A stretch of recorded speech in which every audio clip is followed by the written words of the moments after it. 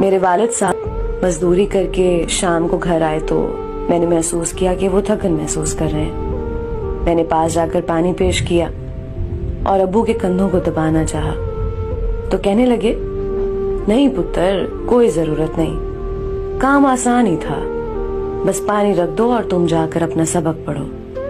میں ابو کے کہنے پر دوسرے کمرے میں چلی گئی اور امی سے کہا کہ امی ابو کا خیال رکھا کریں، آپ تو انہیں بالکل ہی نہیں پوچھتی، جیسے وہ صرف پیسہ کمانے والی مشین ہے۔ امی نے منہ چڑھایا اور کہنے لگیں، تو میں کون سا گھر میں فارغ رہتی ہوں، میں بھی تھک جاتی ہوں اور سارے مرد پیسہ ہی تو کماتے ہیں، تیرے باپ نے کوئی انجینئرنگ تھوڑی کر رکھی ہے جو گھر بیٹھے کام کر سکتا ہے۔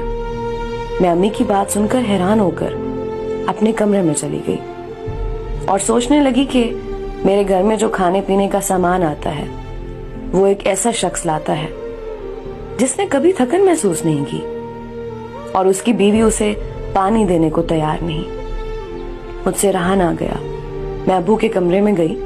ابو سو رہے تھے اور میں نے دیکھا کہ ان کے دونوں ہاتھوں پر چھالے بنے ہوئے ہیں۔ دیکھتے ہی بے اختیار میرے آنسو نکل آئے، جو مجھے بتا رہے تھے کہ یہ شخص تمہاری ماں کی نفرت بھی برداشت کرتا ہے، تمہیں کالج بھی پڑھاتا ہے اور گھر کا سامان بھی مہیا کرتا ہے، غمی خوشی بھی اس کے ذمہ ہے، لیکن جب گھر آتا ہے تو کہا جاتا ہے اس نے کون سی انجینئرنگ کر رکھی ہے۔ وہ میری ماں ہے، میں ان کو صرف سمجھا سکتی ہوں، ان کی گستاخی نہیں کر سکتی، لیکن یاد رکھیں باپ ہمیشہ گھنے سائے جیسا ہوتا ہے۔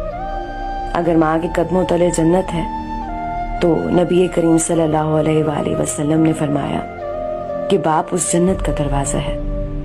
اپنے جیتے جی والدین کی خوشی کا باعث بن جائے، ان کی عزت کا خیال رکھیں، مرنے کے بعد آپ کے آنسو ان کے کسی کام نہیں آئیں گے۔